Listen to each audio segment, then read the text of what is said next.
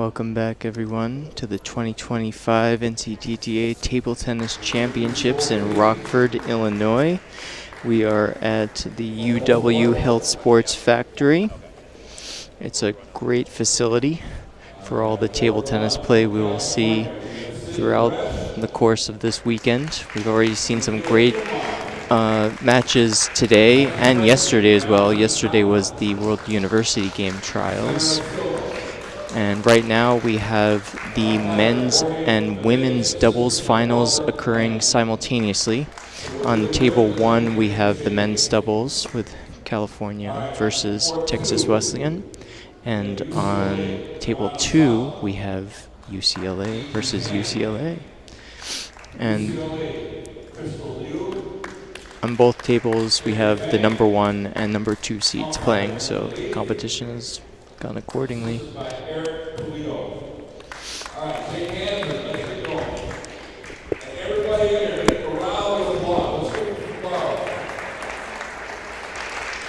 My name's Mike Breff, and I have with me Stephanie Shee. Sorry for jumping the gun. I was going to say that we've made it to the end of day 1. Go us. Indeed.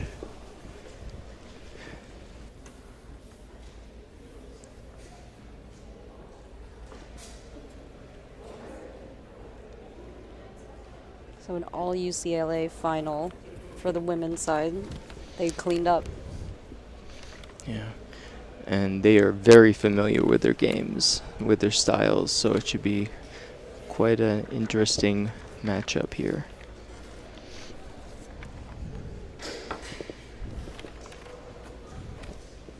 One unique point to note is that Carrie Fong on one of the UCLA pairings is a chopper.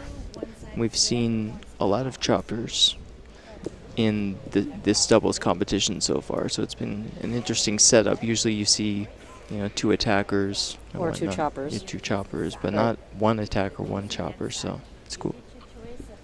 Right, and so this bracket kind of has come out according, as written. Joanna and Angie are the number 1 seed for the women's doubles, and Crystal and Carrie are the number 2 seed. Song is going to receive. Carrie to Song. Okay, your 2 minutes. Your 2-minute warm-up starts now. All right. UCLA ladies are starting their warm-up, 2 minutes. And so of these 4 ladies, 3 of them competed in the World University Game Trials yesterday. Angie did finish number 1, Joanna number 2, and Carrie did not make the team, but she did put forth a valiant effort. Everybody yesterday played their butts off, and it was really great to see. It was quite exciting, and it was almost like an introduction to what was to come for the rest of the championships. Yeah, people really played hard, and it was great. And we have some great officiators here as well. We have Linda Leaf, who is the umpire, and Eric Pulido, who's the scorekeeper.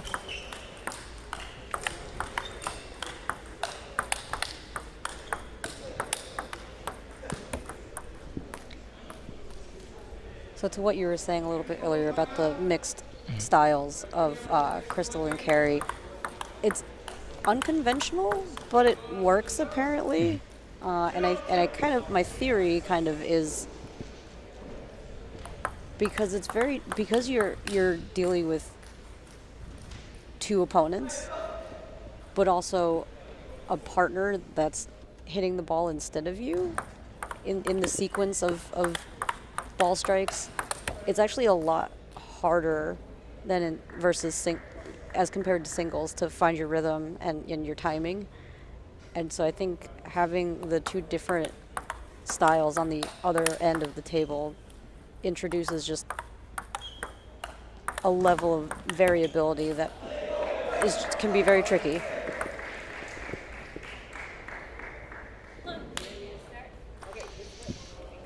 Right, and we'll see how that plays out in this finals match.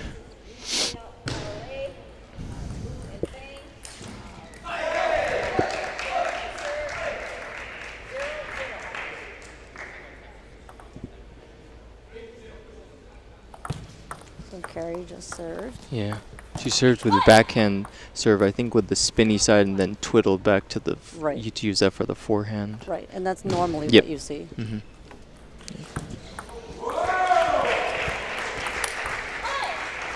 So the placement of that one wasn't ideal, so Joanna was ready for that one.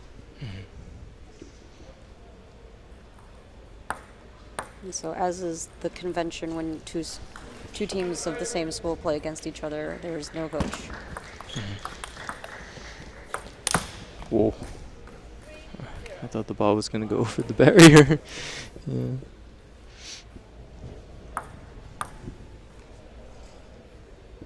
So Angie and Joanna out to an early lead here.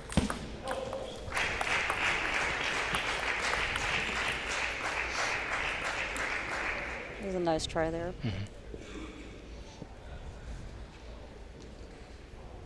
So Angie's backhand by far is her greatest strength. Yeah. So I would, in contrast to the last game, avoid that at all costs. Exactly.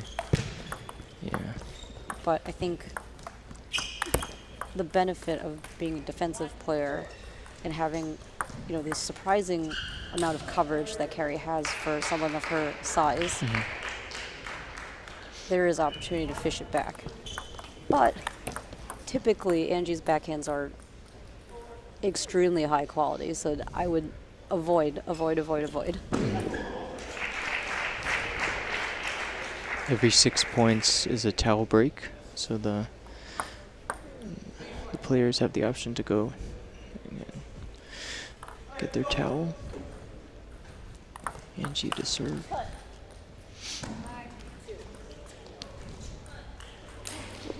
So that serve definitely has a lot more kick than at first glance. And that's a lot of wrist action.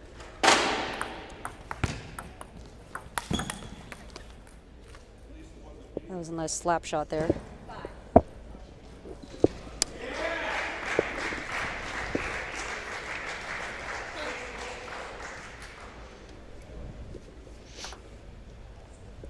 Carrie to serve.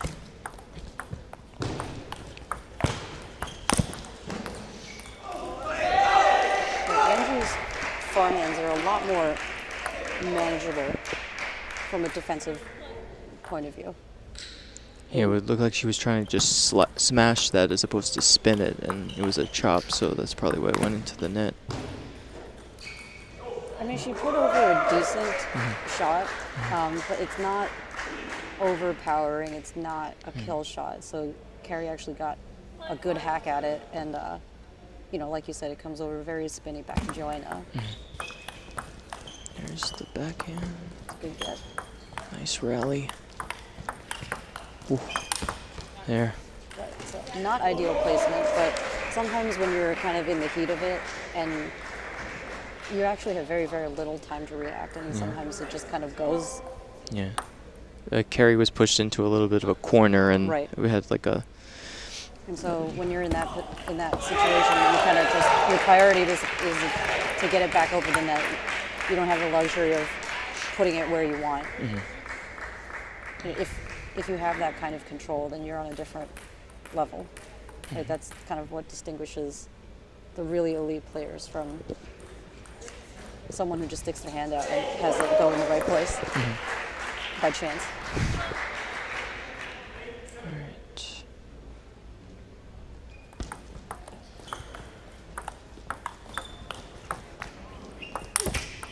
That was a nice, again, heavy chop from Carrie. So I don't know if Joanna's just misreading the spin or tired. Yeah, it's been a long day.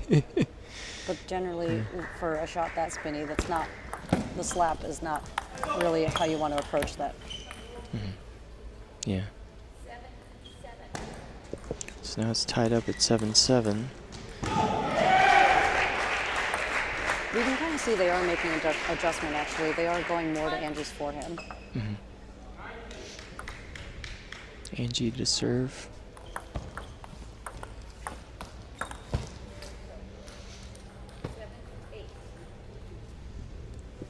Angie a little bit late on that one, and she knows it.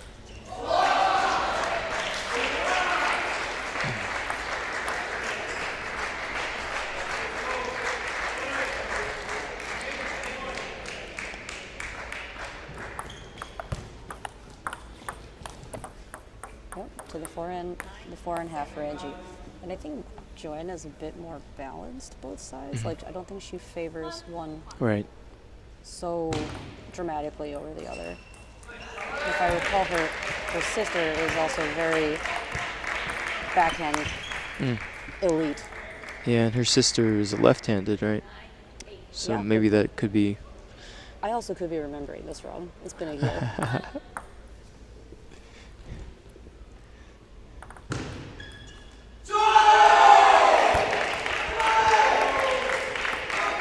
Another heavy push, or chop rather. That was a Nice setup. sequence. Nice. And now Liu and Fang have 2 game points. So I think their adjustment of avoiding Angie's backhand has paid dividends. To find, instead of in a hole, they're up to potentially take the game here.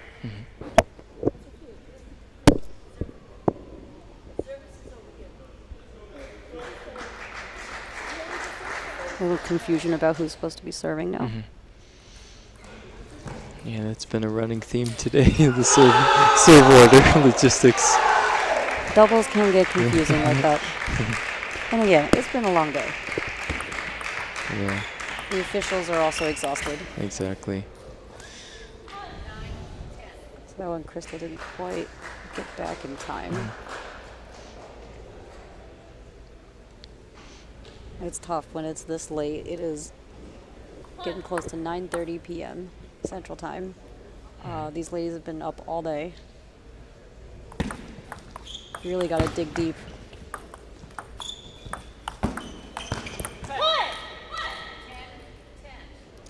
But mistimed there. Footwork wasn't quite there. That was the shot that they wanted, actually. Brought to deuce.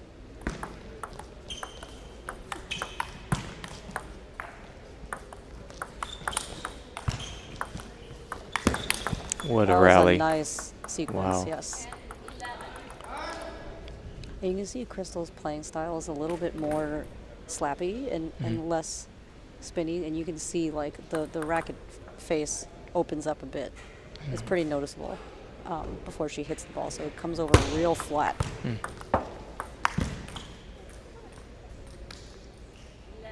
I don't even think she has pips, it's just the way she plays.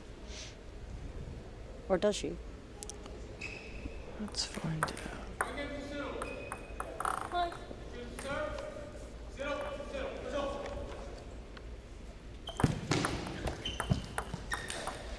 Nice serve there. Bumped into the net.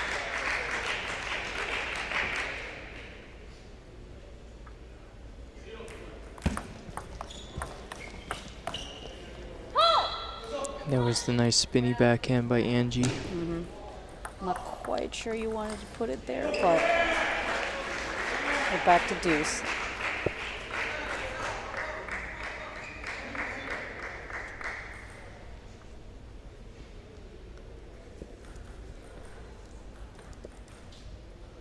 So yeah, in doubles, generally speaking, you want to keep things simple. Like there's already too much going on. Overcomplicating things just makes it unnecessarily difficult.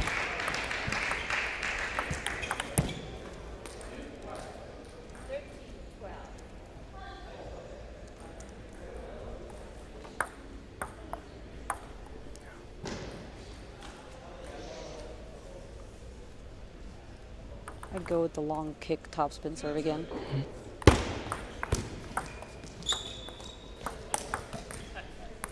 Right, placement. Not where you wanted to put that. I mean, if anything, you want to force Angie to make a decision, right? So you don't want to put it right in the wheelhouse because you're just going to get a torpedo.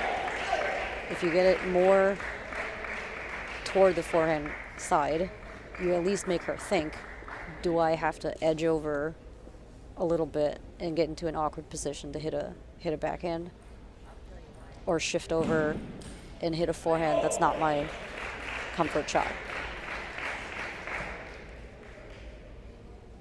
But you have to make it difficult. If you just give it right in the, in the zone, it's not going to end well for you.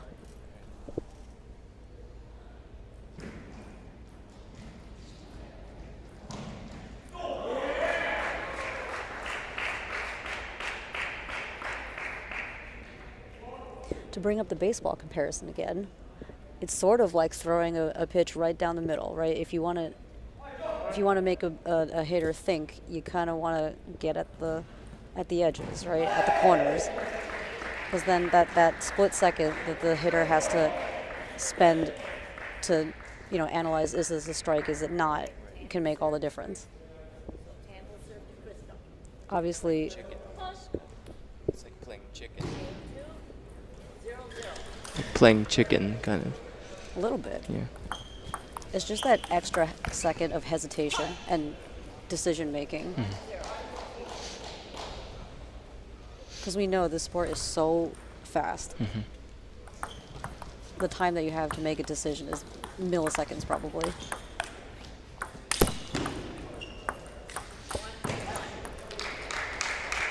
You missed a gimme right there.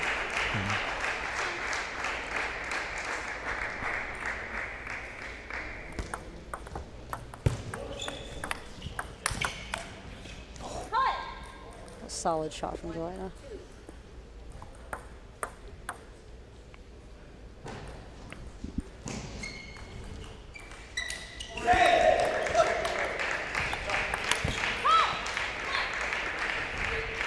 That one actually was a little bit fortunate. The footwork got a little tangled up, and you saw the two of them run into each other a little bit. Had that gone on the table, I don't know that would have been the outcome. Sung and Tan are up 3-1. It's a nice change of direction from Angie.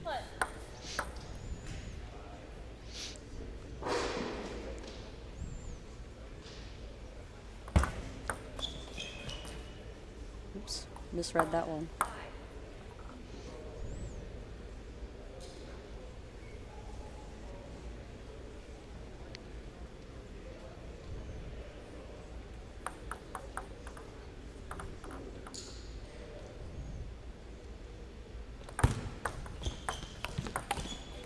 Nice placement by Crystal.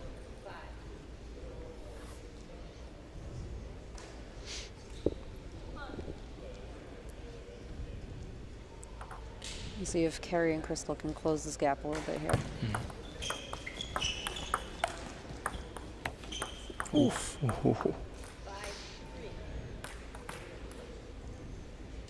Almost crawled over, but did not. And that makes a big difference. 6'2" and 5'3" feel very different. That was deceptively spinny. So I think Angie, again, either misread, misjudged, or is just tired and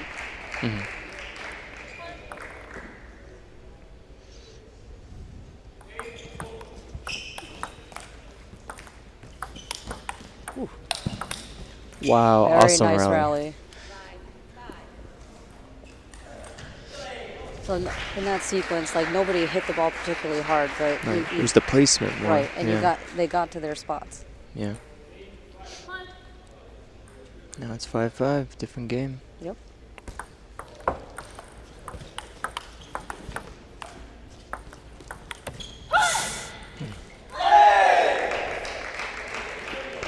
And that's kind of the trouble, right? When your partner is a chopper. You didn't chop the ball, so it's harder for you to anticipate how it's going to come back. Whereas in singles, you're on the receiving end every time, so you can better predict how things are coming.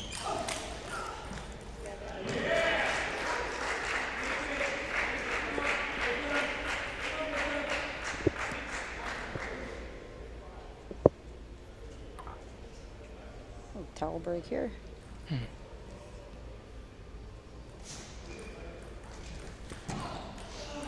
A lot of discussion going on between the two pairs.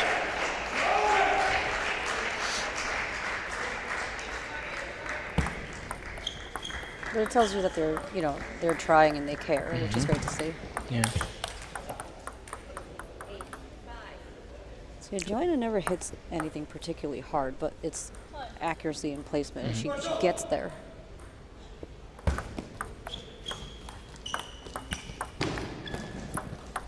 Just like you said, accuracy and placement. That was perfect shot. And a lot of times that you don't really need to have a cannon. Like placement is an overrated skill to have. Because if you can make your opponent uncomfortable, that's plenty.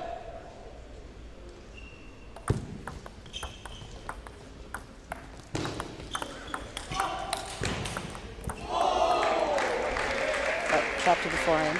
Good.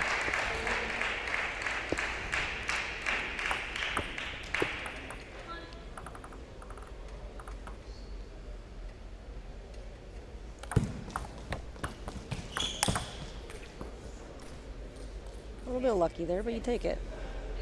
For serving for game 2 now.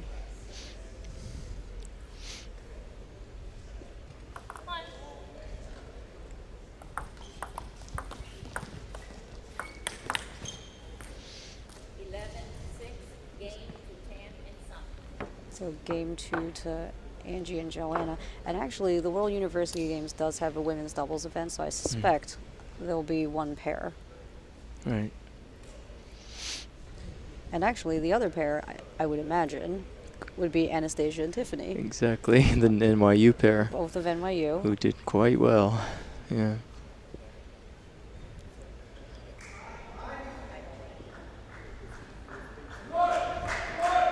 So those two in itself is also kind of a nice story. They were seated near the bottom of the pool for participants in the women's trials, and they managed to finish 4th and 5th. So very happy for them.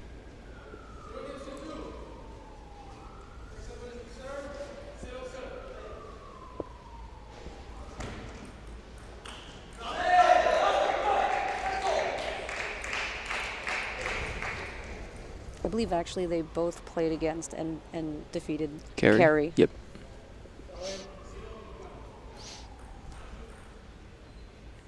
Yeah, they both had quite a few upset wins.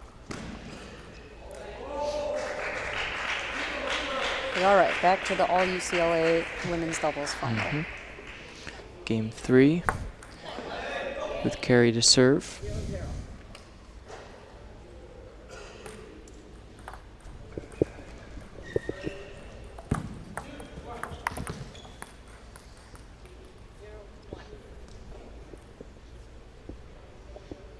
I think that was a bit of a misjudgment on how spinny that was.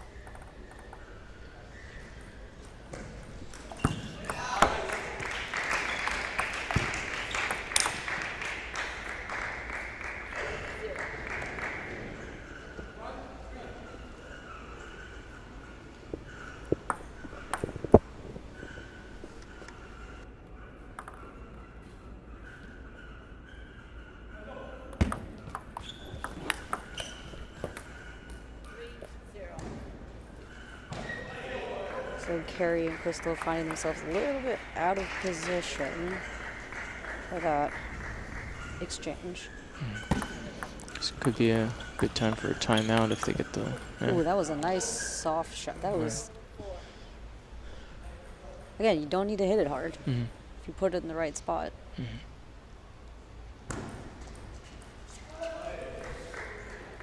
Save you a lot of energy, I'll tell you that. 0-4 with Crystal to serve. A bit of net luck. You take that. Ooh,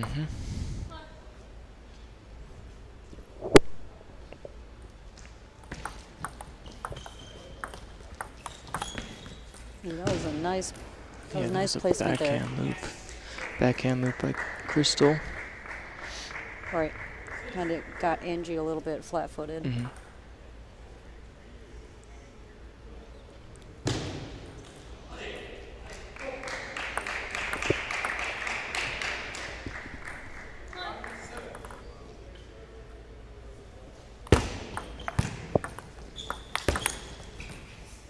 That was nice placement there, right to the middle. And you saw again, you make Angie make a decision. Mm-hmm. And 9 times out of 10, she's going to choose the backhand. You know this. So the objective is just to make it as uncomfortable as possible. Mm.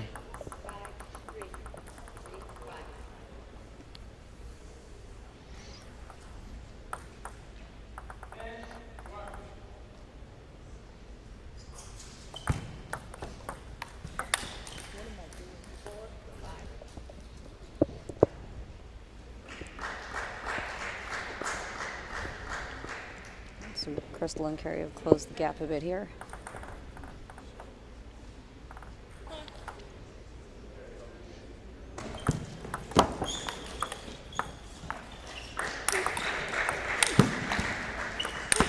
Wow. 3 flat smashes in a row. Yep, that's their game. Yeah, by Sung and Tan.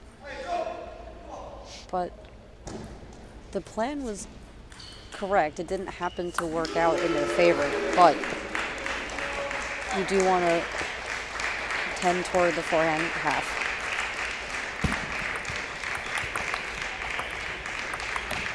It was a good recovery, but not for the second. Mm-hmm. And a timeout called by Liu and Fang. But in that last sequence, you saw again, right? You let Angie tee it up and hit over high quality shot. And granted, I don't recall who at this point, but one of the Liu and Fang pair got it back over, but it was kind of under duress, right? It's not the position you want to be in.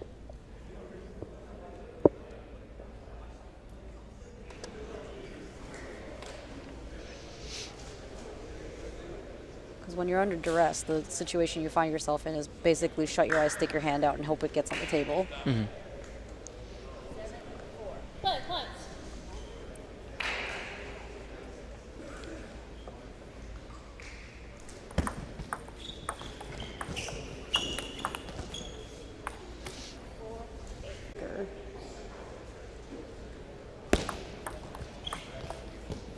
Oof, that was awkward. Yeah. I think she might have changed her mind halfway through, like, do I backhand, do I forehand? And it was kind of a in-betweener. Oh. Some net help there. And now Sung and Tan have 6 match points, championship points for the doubles title. One saved. One saved, yeah. You never know. Doubles can be very streaky. Mm-hmm. I've seen crazy things happen. And see if they have the will to grind it out. Exactly.